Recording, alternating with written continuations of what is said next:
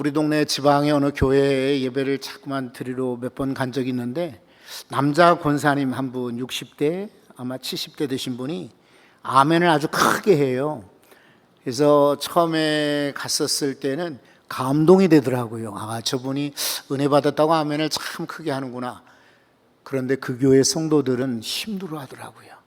그러니까 우리가 하나님은 우리의 열정이나 우리의 환호나 우리의 박수나 우리의 큰 아멘을 기뻐하시지만은 그래도 예배하는 분들을 조금 고려하시면 어떨까요?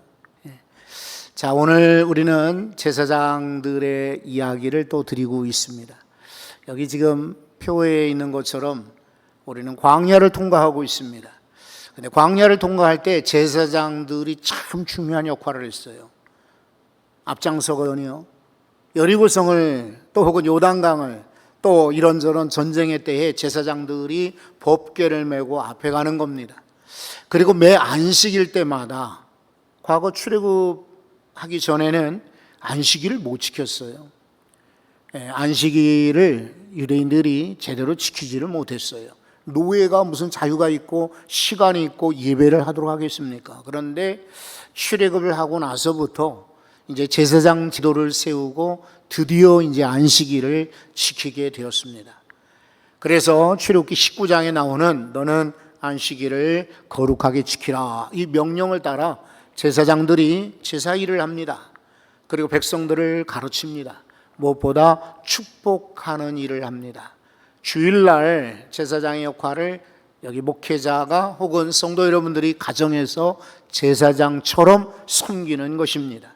그런 거로 여러분들이 예배를 최고로 최우선으로 여기시기 바랍니다. 또 가르치는 일입니다.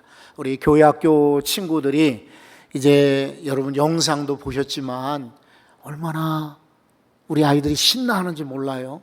이제 다음 주에는 또 유초등부 영상도 보시겠지만 얘네들이 막 마음껏 소리를 지르고 막 뛰고 난립니다. 감사하게도 우리 1층에 사실은 이제 물이 호수가 터지고 이제 온수 파이프라인이 터져서 수리를 했죠. 근데 아주 넓게 만들어 놨더니 이번 여름 성경학교 때 아주 그냥 크게 써먹었습니다. 아이들이 그냥 막 뛰는 거예요. 그리고 얼마나 소리를 지르는지, 이거 경찰차가 오거나 이웃에서 항의하면 어떡하나, 교회 연락 오면 어떡하나 조마조마할 정도였어요. 그런데 감사하게도 경찰차도 안 오고 우리 참 이 주변 분들이 정말 천사 같은 분들만 살고 계세요. 그렇게 시끄러운데 목사인 저도 이거 거북하다, 이렇게 소리 질러도 될까 걱정이 되었는데도 항의도 안 했어요. 그런데 이 교실에서 우리 유년부 친구들이 요셉의 꿈을 막 키우는 것입니다. 얼마나 키우는지 보기가 좋았어요. 성도 여러분들의 후원이고 기도며 또 도우심의 은혜고 생각됩니다. 우리 청년들도 대부도에 가서 섬이 깔아앉을 정도로, 물론 그렇게 되지는 않겠지만 그 정도로 열심히 기도하고 우리 찬양하고 또 뛰어놀 때 진짜 마음속에 있는 스트레스들이 다 풀어지고 그리고 하나님께로부터 영광 돌리는 귀한 청년들 될 줄로 믿습니다. 우리 주변의 청년들을 참여시키십시오. 애들이 아르바이트 한다, 공부하다, 시험 본다 막 바빠요. 그렇지만 저녁이라도 데리고 가셔야 돼요. 여러분, 여기 수련회 때에 또 성경학교 때에 예산이 좀 들어가죠. 근데 제가 지난 주간에 우리 교단의 어느 지방에 세미나를 갔더랬는데, 세미나 끝나고 이분들이 회의를 합디다. 그런데 저 신안 앞바다에 목회자 부부 여행을 간다고 합니다. 1박 2일로. 그런데 예산이 얼마냐면 1,500만 원입니다. 물론 목사님들이 이렇게 한 번씩 가을에 다녀오는 것도 좋겠지만 그렇게 한 번 버스 타고 갔다 오는데 1,500만 원입니다. 근데 여러분, 우리 어린 친구들, 우리 아이들의 영혼을 바꾸어 놓고 정말 변화받게 하고 은혜받게 하는데 1,500만 원까지 들지도 않아요. 얼마나 하나님 앞에 가성비도 좋고 정말 하나님이 기뻐하시는 일이 아닐까요? 여러분, 수련회 위해서 집중 기도해 주시면은 우리 청년들이 은혜로 충성함으로 후에 보답하게 될 것입니다. 금요일 날 우리 교회에서 우리가 원래 금요 기도회하고 동영상을 보냈잖아요. 근데 교회에서 모이지 않고 교육자들 전체가 다 그곳으로 가서 수련회를 돕습니다. 그래서 그때는 7시부터 9시까지 수련회 영상을, 기도회를 영상을 내보낼 거예요. 그런데 성도 여러분, 혹시 평소에 금요 기도회 때 들어오지 않았던 분들도 이번 주에는 금요일 날 다 같이 유튜브를 열어놓고 핸드폰으로, 텔레비전으로 시청하시면 좋겠어요. 청년들이 다 알아요. 조회수 보면 알고, 누가 들어왔는지 보면 알고, 그럴 때 우리 장로님이, 우리 권사님이, 우리 집사님이 우리 청년들 수련회 축하한다, 수련회 때 은혜 많이 받거라, 격려의 글귀 하나씩 남겨놓으면은 이 청년들이 청년 시절에 크게 감동을 받죠. 우리끼리 가는 게 아니라 성도들이 지원하고 성도들이 함께 하는구나. 그러니까 여러분, 혹시 금요일 날 아무리 바쁘시더라도 열어놓으시고, 그리고 볼 일이 있으더라도 열어놓고, 그리고 말씀 시간에는 귀 기울이고, 기도 시간에는 같이 기도하고, 그래서 전교인이 함께 수련회 가는 그런 마음으로 동참하시면 좋겠습니다. 여러분에게도 은혜가 충만하기를 축복합니다. 자, 제사장의 역할은 이 정도 말씀을 드리고, 제사장이 일반 제사장이 있고 대제사장이 있습니다. 이 높은 제사장, 하이프리스트라고 하는 대제사장이 있는데, 이 사람들에게는 옷이, 별다른 옷이 있습니다. 영상을 한번 잠깐 보시면 아마 쉽게 이해가 될 거니까요. 잠깐 한번 영상을 보십시오.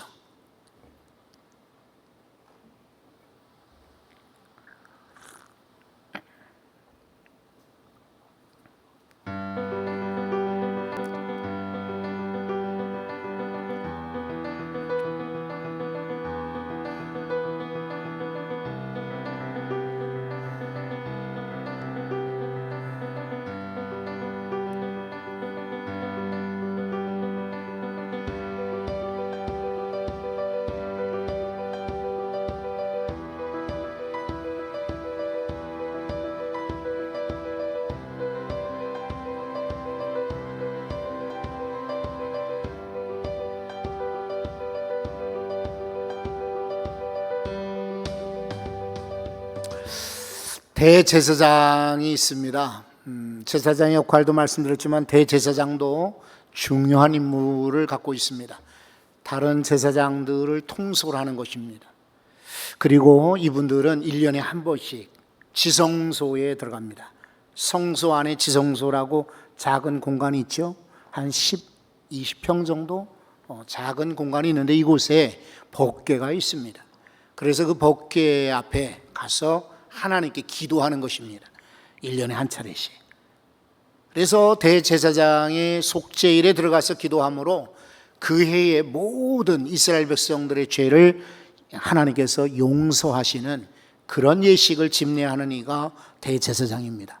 그뿐만 아니라 나라의 큰 문제나 어려운 일을 결정한 일이 생길 때에 대제사장이 이것을 판결하기도 지시하기도 했습니다.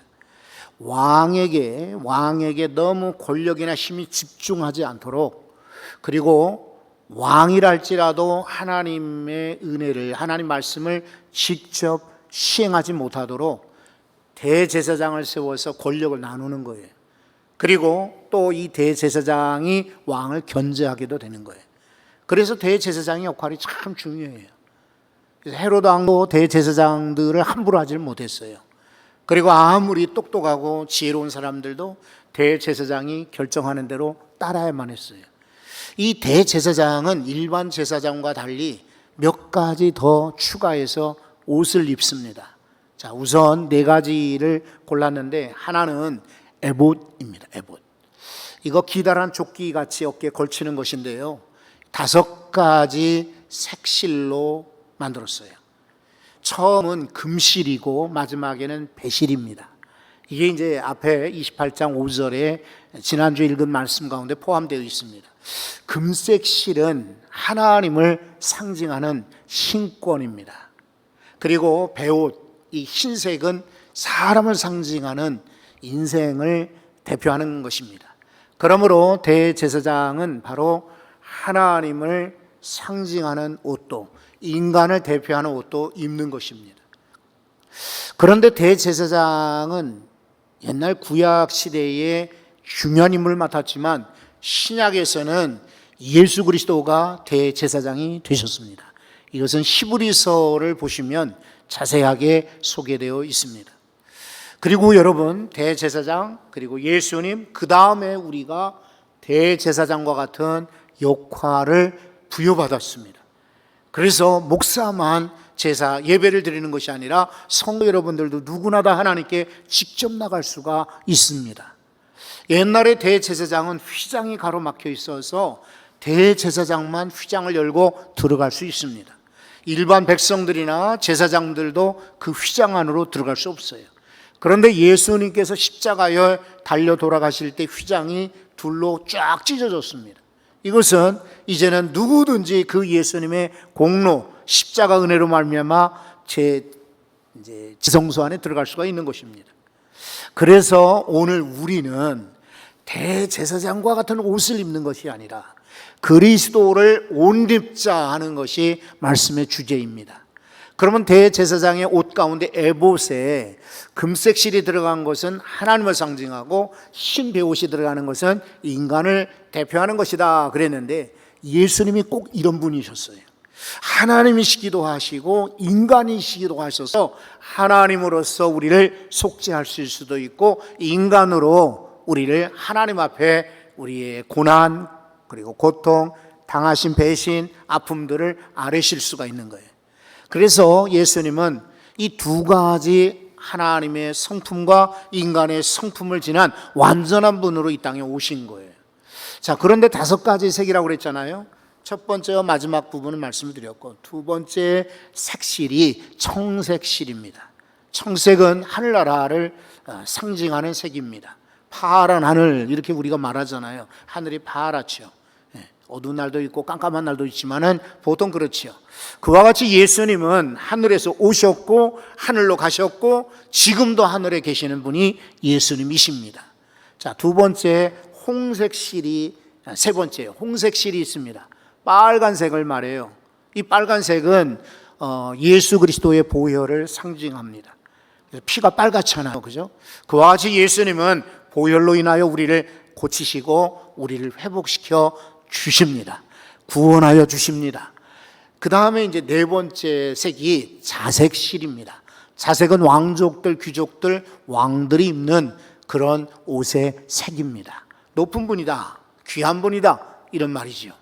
그래서 예수님은 금색 실, 배색, 흰색 실과 같이 하나님이시면서 인간이시기도 하시고, 청색 실이 상징하듯 하늘에 계시었던 분이고 지금도 하늘에 계시고, 홍색 실이 의미하는 것처럼 그의 피로 말미암아 우리를 구원하여 주시고, 자색 실이 상징하는 것처럼 주님은 높으신 분이다. 이것이 5가지 색으로 만들어진 에봇을 말씀하시는 거예요. 오늘도 그리스도를 옷 입자라고 말씀을 드렸는데 우리가 다 대제사장처럼 옷 입을 수 없어요. 그리고 예수님처럼 베옷을 다 입자 이 말이 아니에요. 그 상징하는 예수님의 완전한 예수님의 성품을 우리가 옷 입자는 거죠. 그래서 여러분 이제 요한계시록 7장의 14절 말씀을 보시면 사도 요한이 궁금한 게 있어요. 하늘나라 보니까 수많은 허다한 무리가 찬송하고 있거든요. 그래서 그 중에 장로 한 분에게 물었어요. 저 사람들 어디서 왔습니까? 그랬더니 그 장로가 네가 대답을 해봐라 라고 되려 물어봅니다. 그랬더니 이 사도 요한이 자기 잘 모르거든요. 그래서 당신이 아시지 않습니까? 알려주십시오 그랬어요. 그랬더니 오늘 여기 14절에 이렇게 말합니다. 내가 말하기를 내 주여 당신이 아시나이다 하니 그가 나에게 이르되, 이는 뭐라고 했습니까? 이는 큰 환란에서 나오는 자들인데 어린 양의 피에 그곳을 찢어 희게 하였느니라. 아멘. 어린 양 예수 그리스도의 피로 옷을 희게 씻은 자다라고 말하고 있어요. 바로 이런 사람들만이 하늘에서 찬양하고 예배하고 하나님을 섬길 수 있는 거예요. 여러분들도 그러시지만은 우리 부모님 돌아가시고 가족들 돌아가실 때 보셨지만 우린 죽을 때 다 베옷을 입습니다. 베옷. 그렇다고 천국 가서도 그 베옷을 입는 것은 아닙니다. 노란색 옷 입고 천국에 계실까요? 천만에요. 이 땅에 돌아가실 때 옷을 그렇게 입히는 것뿐이에요. 그러면 천국에서는 우리는 무슨 옷을 입을까? 다 벌거벗고 있을까? 천만에요. 바로 예수 그리스도의 보혈의 피로 시게 된 의의 옷을 입게 될 것입니다. 이것이 한복일지 양복일지 중국 옷일지 혹은 아프리카 남미 이런데 더운 나라의 사람들의 옷일지 우리는 그 옷의 형태는 정확하게 알지는 못하지만 분명한 것은 어린 양의 피로 시게 된 옷을 입어야만 하늘에서 찬양하고 예배할 수가 있는 것입니다. 오늘도 사랑하는 성도 여러분, 교회 오실 때에 각양각색의 옷을 입고 오셨잖아요. 옷 이야기를 조금 더 드리면은, 우리가 예배당에 오실 때, 그리고 특별히 대표 기도를 맡은 분들은요, 옷에 조심을 하셔야 돼요. 신경을 좀 쓰셔야 돼요. 요즘에는 세대가 그런가 봐요. 결혼식에 갔더니 막 찢어진 청바지에, 그 다음에 막 이 소매가 꽉 파있는 그런 옷에 막 휘황찬란한 그런 옷을 입고 오시는 분도 계시더라고요. 그런데 하객 복장으로 실례입니다. 이건 그 사람들에게 일생일대의 잔칫날 아닙니까? 잔칫날에 내가 슬리퍼 신고 결혼 축하한다, 축하해, 아무리 아랫사람이고 젊은 사람이고 부하 직원일의 결혼식이라도 더욱 그래서는 안 됩니다. 결혼식에 복장이 있고 시장하는 복장이 있는데 대표 기도하는 분들이 조금 신경 쓰셔야 돼요. 그래서 최소한 결혼식에 내가 인사로 간다, 잔치집에 인사로 간다는 마음으로 대표 기도의 자리에 쓰셔야 돼요. 장로님들은 이 본 강단에 와서 기도하다 보니까 자연스럽게 그렇게 하시는지 몰라요. 근데 수요일날이나 주일날 오후 같은 때는 그냥 아래 강단에서 기도하니까 자유롭게 평소와 같은 복장으로 그냥 나오시는데, 제가 봐가지고 복장이 조금 불량하다라고 여기는 분들은 이리로 모셔서 여기서 기도하도록 제가 부탁을 드리겠습니다. 그러니 앞으로는 기도하실 때, 예배 오실 때에도 복장을 좀 신경 쓰셔야 돼요. 우리가 하나님 만나러 오고 하는데, 그리고 이거는 1년 내내 예배하는 예배에 동일한 건데 라고 생각하지 마십시오. 저는 많이 보았고 실제로 들었고 실제로 저는 옆에서도 지켜봤습니다. 예배 끝나고 가다가 돌아가신 분도 봤어요. 그날 예배하고 저녁에 부음을 제가 듣기도 했어요.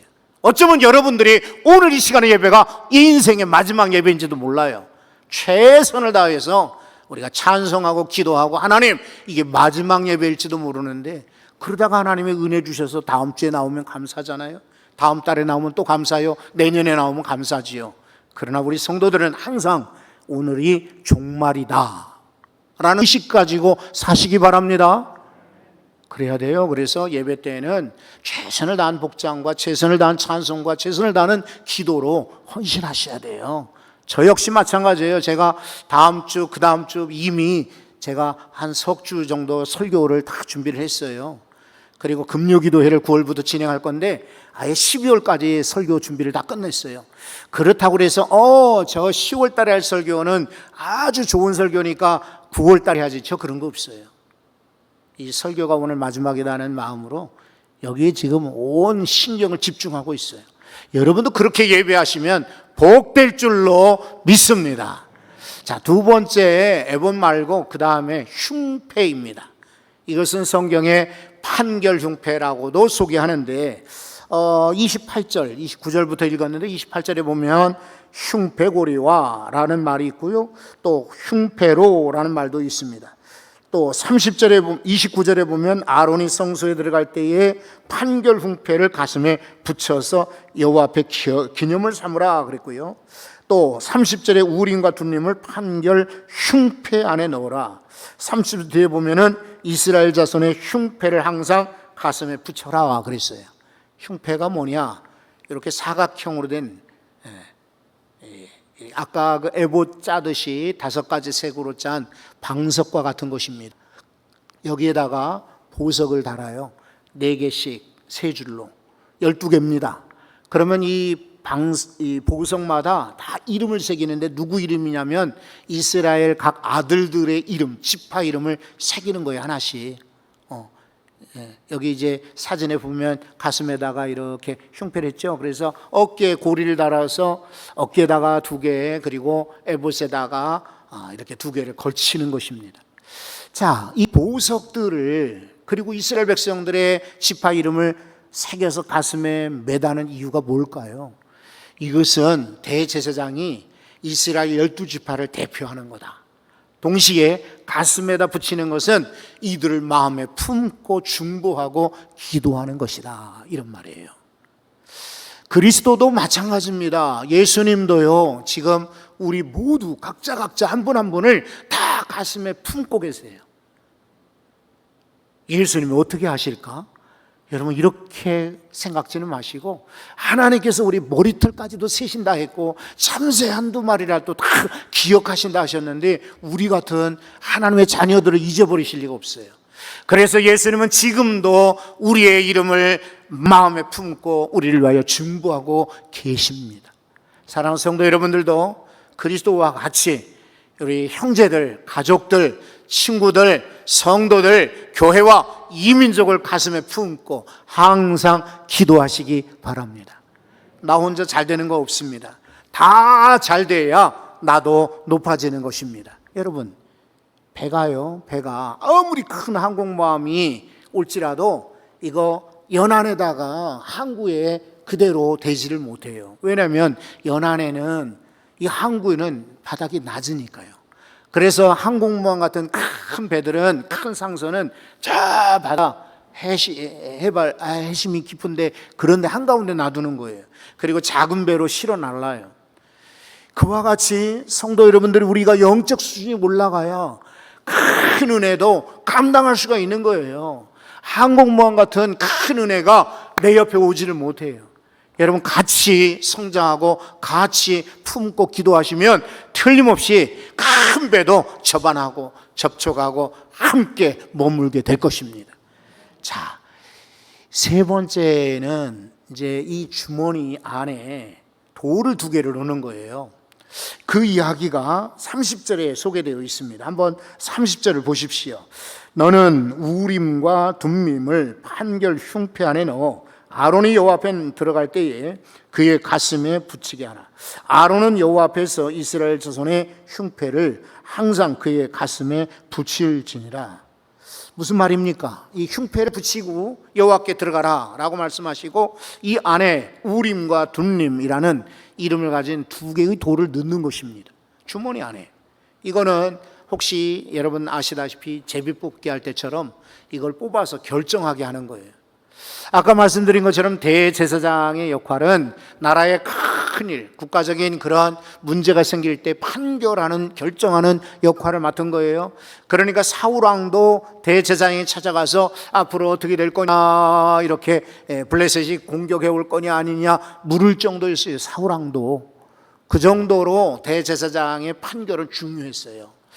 그런데 우림이라고 하는 말은 빛입니다.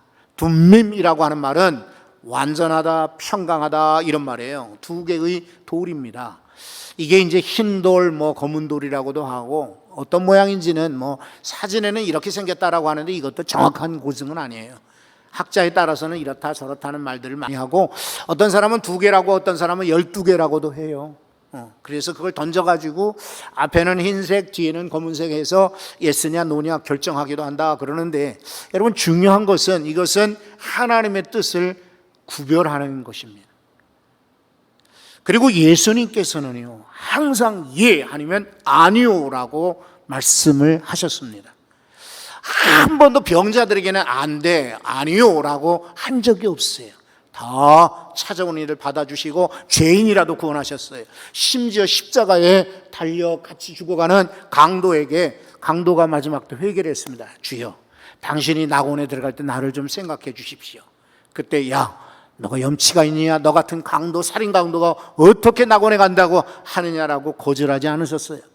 예수님은요, 누구든지 오케이, 그래, 다 받아 용서하여 주셨어요. 그런데 때로는 바리새인들이나 외식권자나 거짓 귀신들, 마귀들에 대해서는 단호하게 아니라고 하셨어요. 그리고 물리치셨어요. 예수님에게는 중간이 없어요. 예 아니면 아니요. 여러분, 오늘날 성도들 가운데도 우리 텔레비전 같은 데 보십시오. 이게 이제 매스컴의 영향이고 하도 유행하다 보니까 좋은 것 같아요, 좋은 것 같아요, 멋있는 것 같아요, 뭐뭐 같아요라는 말들이 참 많아요. 그래서 이 자막을 바꿔서 좋습니다로 바꿔서 이렇게 표기하기도 하는데, 우리 종종 그런 대화를 많이 듣지 않습니까? 뭐를 부탁하면 글쎄요, 조금 생각해 보고요, 아닌 것 같아요, 그런 것 같아요 하는데, 여러분, 성도는 예 아니면 아니요 그래야 돼. 좋은 일이요, 기쁜 일이요, 충성스러운 일이요, 그리고 하나님이 원하시는 일 같으면 네, 제가 하겠습니다, 아멘, 이렇게 응답하시기 바랍니다. 그리고 사람이 아무리 결정할지라도, 사람이 제비를 뽑아도 그 길을 인도하시는 분은 여호와이십니다. 여러분이 아무리 정보를 최대한 집중하고 얻고, 그리고 막 이렇게 저렇게 막 눈치를 굴리고 막 결정해 보세요. 소용없습니다. 내 뜻대로 되던가요? 내 작정하고 내 계획대로 됩니까? 천만에요. 하나님이 다 결정하십니다. 그래서 예수 그리스도께서 우림과 둔림이 되십니다. 빛이 되시고 완전함이 되십니다. 그 빛과 그 완전함을 우리도 옷 입을 수 있기를 바랍니다. 네 번째는요, 이제 여호와께 성결하는 금패를 붙이는 것. 여러분, 이것은 제사장이 성결한 것이 아니에요. 아무리 대제사장이라도 자기가 성결하다고 자랑하기 위해서 붙이는 게 아닙니다. 하나님은 성결하신 분입니다 라는 것을 붙이는 거예요. 여기 성경 한번 보세요. 36절입니다. 36절에 너는 또 순금으로 패를 만들어 도장을 새기는 법으로 그 위에 새기되, 뭐라고 따옴표 되어 있습니까? 여호와께 성결, 이래 되어 있어요. 하나님은 성결하십니다 라는 뜻이에요. 여러분, 이 말씀과 같이 예수님은 정말 성결하게 사셨고 순전하게 사셨어요. 예수님께 무슨 죄가 있습니까? 흠이 있습니까? 티가 있습니까? 약점이 있으셨습니까? 그와 같이 우리 성도들도 항상 여호와께 성결, 하나님 앞에 성결한 존재로 사셔야 됩니다. 다시 말해 그리스도를 옷 입는다라고 하는 것은 그리스도의 의의 옷입니다. 보혈로 인하여 씻음받은 깨끗하게 된 의의 옷입니다. 판결 흉배를 붙였어요. 그리고 그 흉배에 보석 12명의 이스라엘 지파 이름을 붙인 것처럼, 여러분 12명뿐만 아니라 가족들, 형제들, 친구들, 성도들, 교회와 이민족을 향한 기도 제목들 마음에 품고 간절히 기도하시기 바랍니다. 여러분, 두 개의 돌이 주머니 안에 있어서 결정하게 있어요. 빛이요, 그리고 온전함으로 살아가시기 바랍니다. 그리고 여러분, 이 이마에다가 여호와께 성결 금패를 붙였다 그랬습니다. 우리는 장로인지 목사인지 전도사인지 아니면 권사인지 몰라요. 그러나 여러분의 표정이, 여러분의 말투가, 여러분의 행동이, 여러분이 꼭 나 장로예요, 나 목사예요 라고 하지 않아도 보입니다. 보여요. 그러니까 이건 감출 수가 없고 보여야 당연하고, 그리고 보이도록 살아야 됩니다. 특별히 우리는 꼭 무슨 직책이 아니라도 우리는 성도로 사는 자들입니다. 여호와께 성결함으로 이 마지막 때에 이렇게 그리스도로 옷 입고 저 천국에서 우리 모두 찬양하고 영광 돌릴 수 있기를 바랍니다. 하나님, 수많은 옷이 있는데